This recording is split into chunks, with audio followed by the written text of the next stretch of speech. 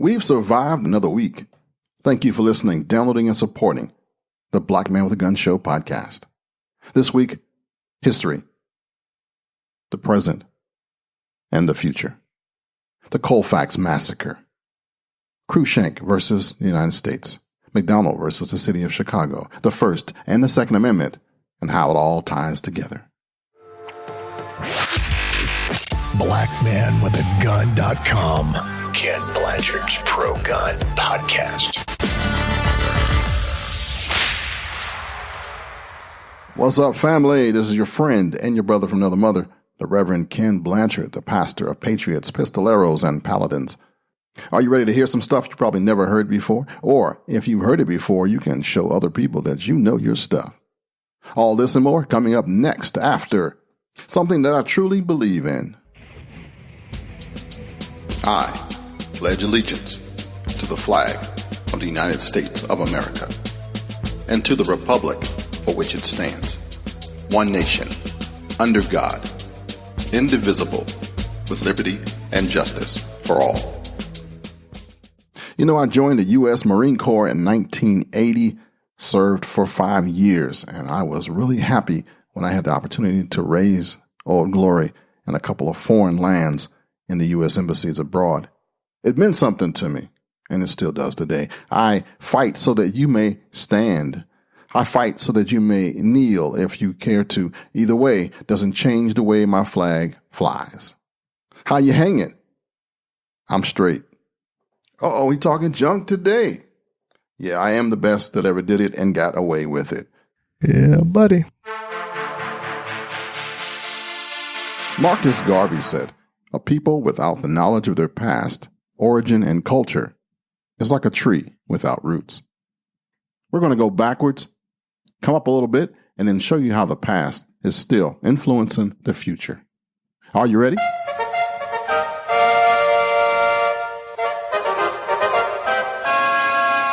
And now, a little history. Let's go back to April 13th, 1873, to a time called the Colfax Massacre. The battle-turned-massacre took place in a small town of Colfax, Louisiana, as a clash between blacks and whites. 3 whites and an estimated 150 blacks died in the conflict. The massacre took place against the backdrop of racial tensions following the hotly contested Louisiana governor's race of 1872. Now, while the Republicans narrowly won the contest and retained control of the states, white Democrats, angry over the defeat, vowed revenge. Or county, as in other areas of the state, they organized a white militia to directly challenge the mostly black state militia under the control of the governor. Now, did you hear what I just said? Back then, Republicans were mostly black. Colfax Parish reflected the political and racial divide in Louisiana. Its 4,600 voters in the 1872 election were split between approximately 2,400 mostly black Republican voters and 2,200 white Democratic voters. One incident, however, touched off the Colfax Massacre. On March 28th, local white Democratic leaders called for armed supporters to help them take the Colfax Parish Courthouse from the black and white GOP office holders on April 1st. The Republicans responded by urging their mostly black supporters to defend them. Now, although nothing happened on April 1st, the next day, fighting erupted between the two groups. On April 13th, Easter Sunday, more than 300 armed white men, including members of white supremacist organizations such as the Knights of White Camellia and the Ku Klux Klan, attacked the courthouse building. When the militia maneuvered a cannon to fire on the courthouse, some of the 60 black defenders fled, while others surrendered. When the leaders of the attackers, James Hadnot, was accidentally shot by one of his own men, the white militia responded by shooting the black prisoners. Those who were wounded in an earlier battle, particularly black militia members, were singled out for execution. The indiscriminate killing spread to African Americans who had not been at the courthouse and continued into the night. All told, approximately 150 African Americans were killed, including 48 who were murdered after the battle. Only 3 whites were killed and few were injured in the largely one-sided battle of Colfax. On April 14th, the state militia under control of Republican Governor William Kellogg arrived at the scene and recorded the carnage. New Orleans police and federal troops also arrived in the next few days to reestablish order. A total of 97 white militiamen were arrested and charged with a violation of the U.S. Enforcement Act of 1870, also known as the Ku Klux Klan Act. A handful of them were convicted but were eventually released in 1875, when the U.S. Supreme Court in United States v. Cruikshank ruled the Enforcement Act was unconstitutional. No one was ever arrested by the state of Louisiana or by intimidated local officials. And now here's something that nobody ever talks about. William J. Cruikshank was an African American. His full name is rarely mentioned, but it was the first time the case was heard in the United States Supreme Court about the Second Amendment. But wait, there's more. You see, the Supreme Court had the power to protect the newly freed slaves, but chose to turn the case into a state issue rather than a federal one, even after the state of Louisiana had done nothing and chose to do nothing to address these brutal murders. The court pretended that the case had nothing to do with race, yet race was the very issue that sparked the African American's death. The Supreme Court was appointed by the Constitution as the highest judicial court in the country. This gives the Supreme Court the right to take judicial precedence over all other courts in the nation. In the U.S. v. Cruikshank case, the idea that the Supreme Court takes precedent over all other rulings is tested. The end result determined that the Supreme Court has no say. On April 13, 1873, a mob of about 100 Southern people in Grant Parish, Louisiana, lynched two African-American men, Levi Nelson and Alexander Tillman, after they had tried to vote in a local election that was against the desires of the white residents. After this, a group of African Americans stood outside the courthouse and protested. An armed militia of whites attacked the group and killed the African Americans that were defending a local courthouse. 80 people in the mob were indicted for a violation of federal law. Only 17 were brought to trial, including a man by the name of William J. Cruikshank. The U.S. Attorney in charge, J.R. Beckwith, charged each of the men on trial with 16 violations of the Enforcement Act of 1870. None of the men were charged with murder, but were charged with having violated the victims of their, quote, right and privilege peacefully to assemble together. After an initial mistrial, a second trial convicted 4 of the men, but the convictions were appealed on the grounds that the murders were a Louisiana state offense, not a violation of federal law. The defendants were brought to trial in New Orleans before a judge of U.S. Circuit Appeals. William B. Woods, E. John Ellis, R. H. Marr, and W. R. Whitaker represented the defendants at the trial, which took place during the Circuit Court's 1874 April term. Because of the Circuit Court judges disagreed over the matter of guilt, the case went to the U.S. Supreme Court. Once Cruikshank and the others were found guilty, the defense lawyers had quickly appealed for a stay to Joseph P. Bradley, the justice assigned to the District of Louisiana. Justice Bradley granted the defense's motion to stay the guilty verdicts, which sent Cruikshank's case back to the Supreme Court for final decision. Philip Phillips, Reverdy Johnson, and David Dudley joined the defense team, and Attorney General Edward Pierpont, and Solicitor General Samuel F. Phillips assisted the prosecution. At the court's 1874 October term, the prosecution argued that the 14th Amendment and the 1870 Act gave the government the power to try and convict offenders, while the defense argued the 14th Amendment gave the federal government authority to act only against state government violations of civil rights, but not against one's civil rights violation of another's civil rights. The defense's argument that Congress could legislate only state action would leave the federal government powerless to prosecute lynch mobs and groups such as the Klan. African Americans would only be protected against white violence by their state courts, which for African Americans in the South meant no protection at all. The 14th Amendment. Yeah, man, what's the 14th Amendment? It states that all persons born or naturalized in the U.S. and subject to the jurisdiction thereof are citizens of the U.S. and of the state wherein they reside. No state shall make or enforce any law which shall abridge the privileges or immunities of citizens of the United States, nor shall any state deprive any person of life, liberty, or property without due process of law, nor deny to any person within his jurisdiction the equal protection of the laws. You see, in this time period, some folks didn't think that people of color were citizens, much less people still. And now, hundreds of years later, folks don't know where they are still. But I digress. The Colfax murders had been the work of a private party, not the state of Louisiana. The court unanimously ruled in favor of Cruikshank and his associated white accusers. It rejected the notion that it was the duty of the federal government to protect the rights of the African American group. The court claimed that there was no proof that the killings were intrinsically driven and that it was the sole obligation of the states, not the federal government, to protect the rights guaranteed by the Bill of Rights. Somehow that kind of sounds like what David Hogg is trying to do right now by repealing and suggesting that we repeal the First or the Second Amendment. You see how the past influences the future, and folks who don't know about their past are still making the same mistakes. It's up to us, you and me, to educate other people. Let me continue.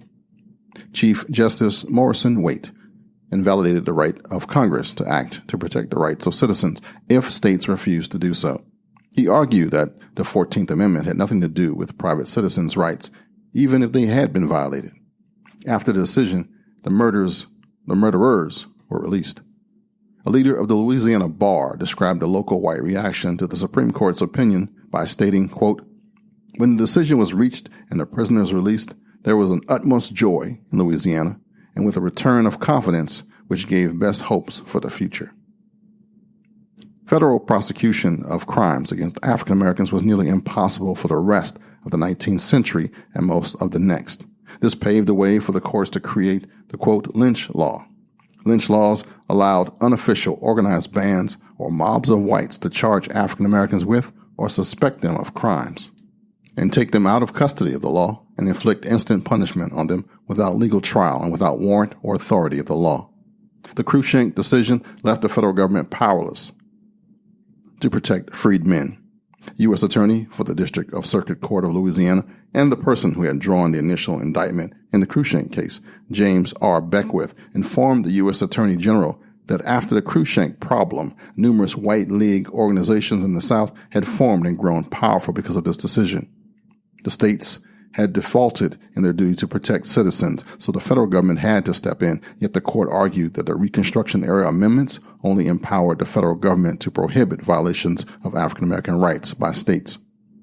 The responsibility for punishing crimes by individual lies where it always had, with local and state authorities. Inevitably, the Cruikshank decision gave a green light to acts of terror wherever local officials could not or would not enforce the laws. This was legal, y'all. How many things are legally right but morally wrong? Replay that back, you might get it later. The right of protection was one of the reasons the 14th Amendment was added to the Constitution, and immediately after the Civil War, the Southern states had left the newly freed slaves unprotected from violence and other crimes or wrongs from the white terrorist groups. The framers of the 14th Amendment explained that the 14th Amendment was necessary because states had done nothing in the face of daily, quote, acts of cruelty, oppression, and murder. African Americans were left to the mercy of the state government that was dominated by white supremacy. Neither the legislatures, law enforcement, nor the courts protected the freed men. The Cruikshank ruling allowed groups such as the Ku Klux Klan to continue to suppress African Americans while the Southern legislatures continued to ignore this brutality. Being the highest court in the country gives the Supreme Court the right to take judicial precedence over all the other courts in the nation. Since the ruling in the U.S. versus Cruikshank case seemed or deemed states in charge of allocating the rules of acts of private parties, the Supreme Court had become powerless to help African Americans against these private party groups. And now let's come up to June 28th, 2010. McDonald versus the City of Chicago, a case in which the Supreme Court ruled 5-4, that is, that the Second Amendment to the U.S. Constitution, which guarantees, quote, the right of the people to keep and bear arms, end quote, applies to state and local governments as well as to the federal government. The case arose in 2008 when my friend Otis McDonald, a retired African-American custodian, and others, man, nobody's name is in here. I can't leave out Colleen and David Lawson and Adam Orloff. Yeah, They were in there too, y'all. And they filed a suit in the U.S. District Court to challenge provisions of a 1982 Chicago law that, among other things, generally banned the new registration of handguns and made registration a prerequisite of possession of a firearm. And the next day, the Second Amendment Foundation and others filed separate lawsuits challenging the Chicago law and an Oak Park, Illinois law that generally prohibited the possession or carrying of handguns and the carrying of other firearms except rifles or shotguns in one's home or place of business. Each suit alleged that the law violated the right of individuals to possess and carry weapons, which the U.S. Supreme Court had found to be protected by the Second Amendment 2 years earlier in the District of Columbia versus Richard Heller. You know, Dick. Anticipating this finding, the plaintiffs of McDonald versus City of Chicago filed suit on the same morning the decision in Heller was announced. The crucial question, however, was whether the Second Amendment is applicable to the states and their political subdivisions. Citing selective incorporation, the Supreme Court's gradual application to the states of most of the protections of the Bill of Rights through the Due Process Clause of the 14th Amendment, as I said before, which prohibits the states from denying life, liberty, or property without due process of law, the plaintiffs argued that the Second Amendment is applicable through that clause as well, as though the amendment's Privileges or Immunities Clause, which forbids the states from abridging the privileges or immunities of citizens of the United States. The District Court dismissed the suits. The U.S. Court of Appeals of the Seventh Circuit consolidated the case and affirmed the lower court's decision, noting that it was compelled to adhere to precedents in which the Supreme Court rebuffed the request to apply the Second Amendment to the states. The Supreme Court granted some Latin word by the name of certiorari, hope I'm saying that right, to the plaintiffs in McDonald on September 30th, 2009, and oral arguments were heard on March 2nd, 2010. In its ruling, the Supreme Court reversed and remanded the appellate court's decision. Writing for the majority, Samuel A. Alito Jr. argued on the basis of Heller that the Second Amendment is incorporated, i.e., that it should be selectively incorporated as applicable to the states through the Due Process Clause, because the individual's right to possess and use firearms for traditionally lawful purposes, particularly self-defense, is fundamental to the American scheme of ordered liberty and a system of justice. Essentially, that standard, the court maintained, was applied by the Supreme Court in the 1960s to incorporate a number of rights related to criminal procedure, including the right to trial by jury by Duncan v. Louisiana, 1968. The court held that the Duncan standard constituted a departure from the less inclusive test that had been used in incorporation cases since the late 19th century, namely, whether the right is of, quote, the very essence of the scheme of ordered liberty. In Palco versus Connecticut, or principle of natural equity recognized by all temperate and civilized governments, the incorporation precedents established on the Duncan standard thus compelled the court to reject on stare decisis grounds that the defendant's main argument that the Second Amendment is not incorporated because it is possible to imagine, and indeed there are civilized legal systems in which an individual right to possess and use firearms is not recognized. The plaintiff's argument that the Second Amendment is incorporated under the Privileges or Immunities Clause was also dismissed. Alito's opinion was joined in full by John G. Roberts Jr. and in part by Anthony Kennedy, Antonin Scalia, and Clarence Thomas. Scalia and Thomas also filed separate concurring opinions. In his dissenting opinion, which was joined by the notorious RBG, Ruth Bader Ginsburg, and Sonia Sotomayor, Stephen Breyer claimed that Heller's historical analysis was flawed and that historical evidence bearing upon the fundamental character of a, quote, private armed self-defense right, end quote, was unclear at best. Whether the right is incorporated, therefore, must be decided on the basis of other factors, such as ascertainable motivations of the framers of the Constitution, whether there is contemporary agreement that the right is fundamental, and whether enforcing the right against the states would, as it does in the case of other incorporated rights, further the broader objectives of the Constitution, including fostering equal respect for individuals, maintaining a democratic form of government, and creating well-functioning institutions based on a constitutional separation of powers. When properly considered, according to Breyer, or Breyer, not sure how he's pronounced, each of these factors argues against incorporation. And that is how something that goes way back from a massacre in the 1800s has affected the right to keep and bear arms for you and me in this millennium. And while I'm here, let me just tell you about Otis McDonald, Adam Orloff, Colleen Lawson, and David Lawson. They were Chicago residents who would like to keep handguns in their homes for self-defense, but they were prohibited from doing so by Chicago's firearms laws. A city ordinance provides that, quote, no person shall possess any firearm unless such person is a holder of a valid registration certificate for such a firearm. That was a municipal code in Chicago. And that code then prohibits registration of most handguns, thus effectively banning handgun possession by almost all private citizens who reside in the city. And like Chicago, Oak Park makes it unlawful for any person to possess, quote, any firearm, a term that includes pistols, revolvers, guns, and small arms, commonly known as handguns. And that was from the Oak Park, Illinois Municipal Code. That's where we came from. That's what we struggle with now. When you hear things like the Heller decision and the story of Otis McDonald, and you wonder, where are we going? Only God knows. But I know where we've been. You see, I don't want to change history. I only want to change the future. And I'm working on that. One heart at a time. Do you have your copy of the book that I wrote, Black Man with a Gun Reloaded? You can get yours today by going to book.blackmanwithagun.com. Don't be the only listener of the show that doesn't have the book, the background, the glossary, and the inside knowledge inside the Black Man with a Gun Reloaded book. Go to book.blackmanwithagun.com before it gets too late.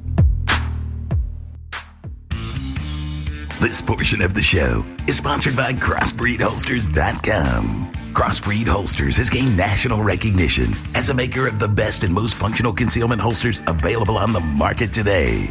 Each holster is handcrafted to ensure your firearm is safe and secure while carrying, combined with the best customer service in the industry. Visit CrossbreedHolsters.com.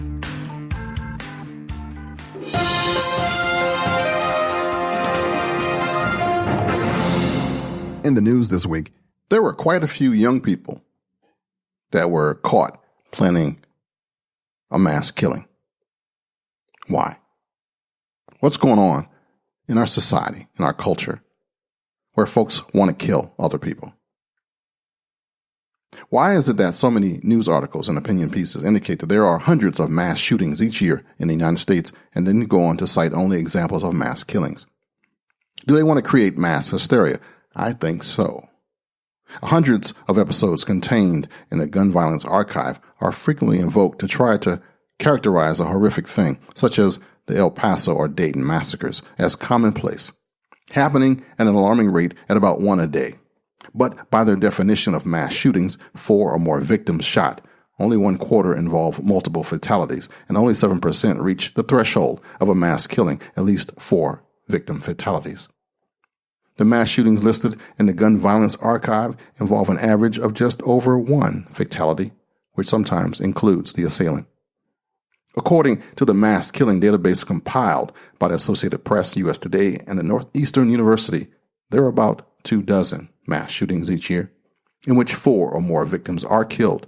Other than a spike of mass killings in public spaces over the past couple of years, the incidence has remained relatively flat since at least the mid-2000s.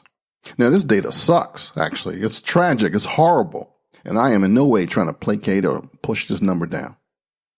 But in this climate of fear, where active shooters are seen as a modern-day boogeyman, imprecise reporting can easily mislead the public, inadvertently creating panic and prompting poor conceived policy responses. And, our doggone politicians love that stuff because they create things for the sake of a win for them. Doesn't have to save the life of anybody. And so it goes. These mixing of numbers is like mixing data on highway accidents with the figures on highway deaths. That FBI research, however, concerned active shooter events in which a gunman had designs on killing large numbers of people, whether or not successful. In fact, most of the time, the shooters failed to realize their goal. In 1/4 of these episodes, no one was killed, and sometimes no one was even injured. Last year, word spread like rapid fire when an active shooter was reported at a YouTube headquarters in San Bruno, California. And by the time the satellite trucks and television helicopters had left the scene and cable news channels had turned to other issues of the day, the only one killed was a 38-year-old assailant by her own hand. If the propaganda has got you, you're not listening to me right now. But I'm just trying to tell you, the evidence of an increase that has been cited countless times is deeply flawed by the inability of finding older cases through open source news searches. For example, the FBI data indicates that back in 2000, there was but one person in the entire United States who picked up a gun with the intention of slaughtering innocents.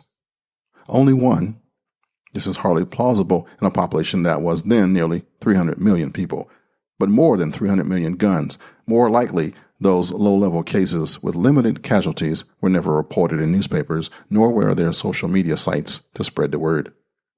As evidence that the trend is a little bit more than a function of data recall, consider the change in the FBI's non-fatal active shooter events from the year 2000 through 2003, where the data was gathered retrospectively. 9% of active shooters killed no one. From 2014 through 2017, where the cases were being identified as they occurred, aided by the wealth of online news outlets and social media, 27% of active shooters failed to kill anyone. Either active shooters of recent vintage are not nearly as skilled in marksmanship as their predecessors, or the FBI data collection efforts were not able to find many of the non-fatal episodes going way back in time. Without a doubt, though, massacres like those that took place in El Paso and Dayton earlier this month are tragic, having wide-ranging impacts in terms of the nation's collective sense of safety and security. Although rare, such large-scale mass killings are terrifying, since they can happen to anyone at any time and at any place. It is important, however, not to push those fears beyond reasonable limits by associating these extreme and heavily covered events with data claims based on incidents of a very different nature. And this data and all this good stuff actually comes from James Allen Fox, a professor of criminology, law, and public policy at Northeastern University. He's the co-author of Extreme Killing, Understanding Serial and Mass Murder. MarylandShallIssue.org. It's an all-volunteer, nonpartisan organization dedicated to the preservation and advancement of gun owners' rights in Maryland. It seeks to educate the community about the right of self-protection, the safe handling of firearms, and the responsibility that goes with carrying a firearm in public. MarylandShallIssue.org. This is the group, your group, the grassroots group in the state of Maryland. Join us, no matter where you are. MarylandShallIssue.org. All right, at the time of this recording, it is the last weekend of the summer, officially, end of August 2019. I'm hoping that you're going to a cookout somewhere, you're going to celebrate with family and friends and get a chance to let your hair down or put your hair up or stroke your bald head. Just relax. Just have a good time with friends and family. I'm really appreciative that you took the time to listen to this podcast. If it wasn't for you, I'd be down here just talking to myself. It's back to school for some people, taking their kids and getting ready for all that stuff and taking them to college. And I'm watching you guys on Facebook. Now, I was supposed to post last week's episode on blackmanwithagun.com, but I got a couple of Google alerts that something was wrong with my site, and then I've been trying to fix it. And I changed it up a little bit and have not posted last week's episode yet. So maybe this weekend I'll get a chance to do that. But I got ADD right now. I'm on fire for a whole bunch of stuff. I feel like I have a giant, what do you call that thing? An hourglass in my spirit. And the sands of time are going down. And I'm trying to do everything I can do before that thing runs out. I'm having fun. It's no rush or anything. It's just that I know time is winding down. So I'm trying to get my YouTube channel together. I'm trying to make sure this podcast is okay. I'm touching people and changing the world through Speak Life podcast, having a blast with that. Yeah, my brand new YouTube. It's a show now. I'm calling it the Ken Blanchard Show. And I'm going to do more than just talk about firearms. There's going to be some stuff. I'm talking about cancer and how to overcome propaganda and how to see things in a different light. I'm going to crack jokes. I'm going to practice my singing. I'm going to have fun. It's going to be a fun show. I'll be bringing on guests that you can listen to and respond back to. Yeah. It's youtube.kenblanchard.com. Check that out, that link. There'll be links in the show notes for you to subscribe because I'm trying to get at least 2 more people by next week's show. So go to YouTube channel and subscribe to it, please. You'll find the links in today's show notes for my new YouTube channel. And then I'm actually going to get some of the How to Prevail stuff that I was doing. I found a place for everything. Yeah, I got over my fear of being on video. I done turned my desk around. My office/studio is a hot mess. I'm ashamed to show it to you. But I got my guitars tuned down to a G. I got some stuff going on. We're doing some blues stuff. I'm trying to learn slide guitar. I'm doing roots music, baby. I'm going back to the future, and I'm feeling good. It's going to be a good year. 2019 is going to end out all right. I want to thank everybody who's been joining our app. That thing has been going like gangbusters. I'm home in the bathroom. I'm getting them little alerts on my phone that somebody just joined our app because it's free, you know. blackmanwithagun.org. And this week, we probably got about 10 or 15 people that have clicked on it. It's been kind of sweet. Thank you so much for being part of the family. When that thing happens like that, I don't mind paying that extra bit every month to keep it going because it's being supported by other members. If you would like to be a part of the family that actually contributes, please consider being a part of our Patreon family. Patreon.com/BlackManWithAGun. You're helping that app grow. You're helping that app be used. Everybody don't have an app. So, shoot, man. Let me pat myself on the back. OG. Yeah. Old as dirt. Still kicking, though. Just not that high. If you're going to the Second Amendment Foundation's Gun Rights Policy Conference in Phoenix, Arizona in the month of September, you shall see my face in the place. I actually got a ticket. I actually got a room. Looking forward to it. I'm going to be real low key, though. I ain't trying to talk. I ain't trying to do too much. I just want to slap a few hands, bump fists a few people, hug a few people, kiss a few people, and just be glad to be in the mix. I'll probably be in the hallway the whole doggone time. C. Wright Mills said, "Neither the life of an individual nor the history of a society can be understood without understanding both." Just in case nobody has told you this today, allow me to tell you that I love you. And there's not a damn thing you can do about it until you see me in person or until you hear from me again. Shalom, baby. Until next time, friends. To keep in touch with Ken and his cause, head over to blackmanwithagun.com.